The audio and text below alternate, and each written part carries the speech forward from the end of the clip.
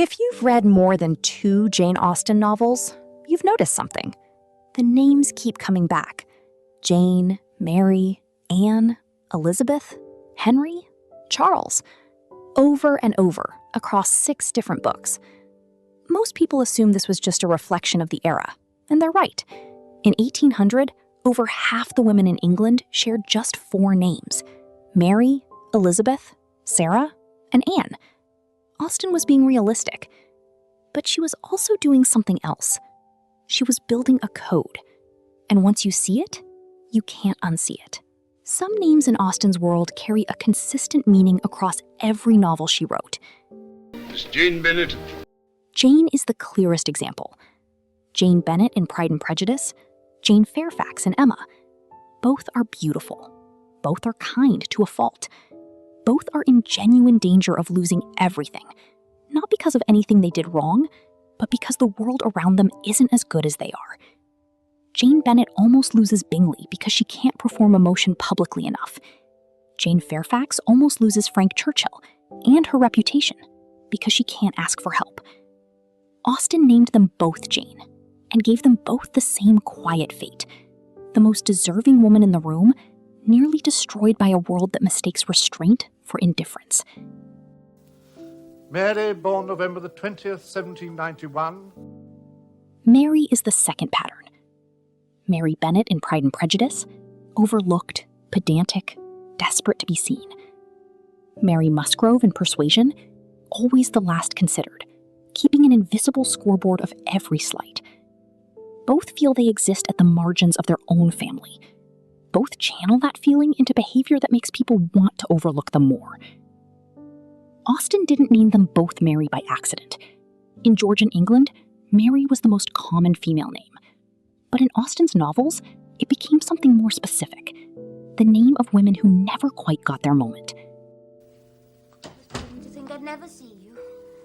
Oh, Anne, I'm so ill I can hardly speak. I haven't seen a creature the whole morning.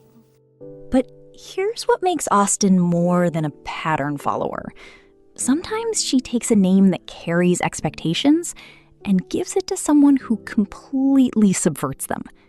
Anne is the most striking example. Anne Elliot in Persuasion is arguably Austen's most self-aware, most emotionally intelligent heroine.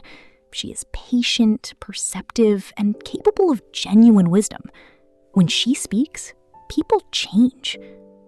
Anne Steele, in Sense and Sensibility, shares the name, and almost nothing else. She is vulgar, calculating, and completely oblivious to how she comes across. She gossips about Edward Ferrars's secret engagement at the worst possible moment and destroys it entirely through sheer lack of self-awareness. Do you know his mother, Miss Dashwood? She sounds a real Tartar. He's greatly in awe of her, poor fellow, because if you ask me, she holds the purse strings. Same name, opposite inner worlds. Austen is playing with us. She gives us one Anne, and we form an expectation. Then she gives us another, and the contrast is the point. Henry works the same way. Henry Tilney in Northanger Abbey is charming, witty, and one of Austen's genuinely good men. He sees Catherine clearly. He's honest with her. His charm is backed by actual character. Henry Crawford in Mansfield Park is also charming.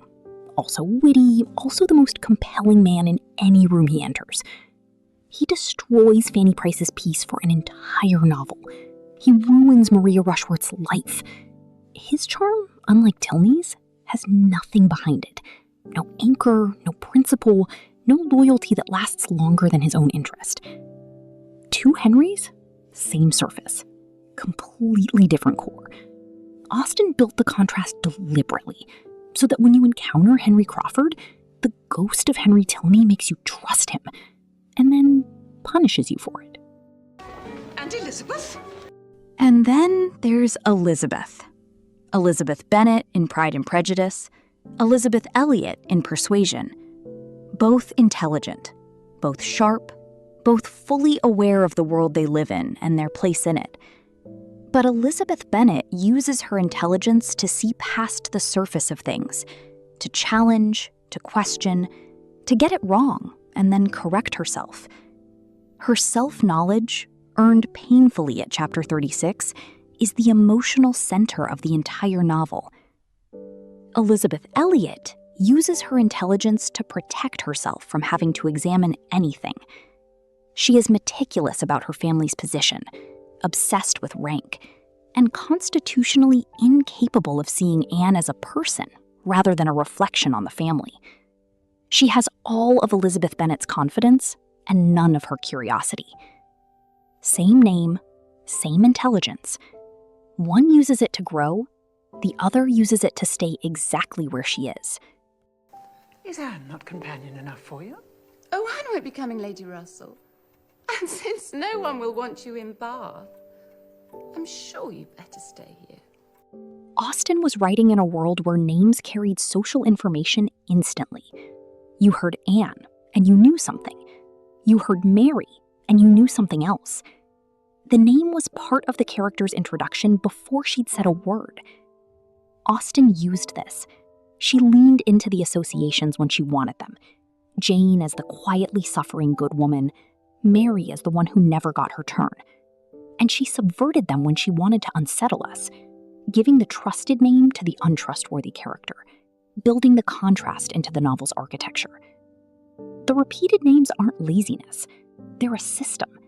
And the breaks in that system are where Austen does her most interesting work, where she takes what you think you know and reminds you that a name is just a name. Character is what's underneath. Jane Austen lived in a world with very few names. She used that constraint as a tool. Every Jane she wrote carries the same quiet risk. Every Mary carries the same margin. Every Henry makes you trust him, until the one who shouldn't be trusted. And the Elizabeths? They have everything in common on the surface. What they do with it is the whole story.